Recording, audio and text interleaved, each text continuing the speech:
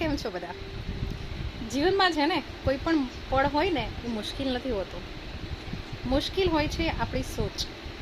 જો આપણે છે ને કોઈ સાદાપણને બહુ મોટી મોટી મુસીબત માનીને પછી વિચારી લેશું ને તો એ આપણા માટે મુસીબત થઈ જશે.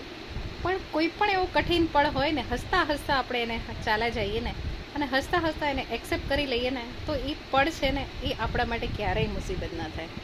એટલે જીવનમાં છે ને ક્યારેય હું કોઈ પણ વસ્તુને કદાચ મુસીબત સમજતી જ નથી. જો સમજવું હોય ને તો આપણી જે વિચાર શક્તિ છે ને એને દ્રઢ બનાવવી પડે. અને વિચાર શક્તિ છે ને એ કોઈ પણ મોટો એક પહાડ આપણી સામે ઊભો હોય ને તો પણ એને નાનું અમથું એક પથ્થર સમજી લે છે. કારણ કે કોઈ પણ મુસીબત હોય જીવનમાં, કે કોઈ વ્યક્તિ છે કે કોઈ એવું કન્ડિશન છે ને એ આપણાથી તો વિશેષ છે જ નહીં ને. એટલું જ યાદ રાખવાનું જીવનમાં કે ખુદના સિવાય આ દુનિયામાં કોઈ પણ વસ્તુ વિશેષ નથી. Okay, by.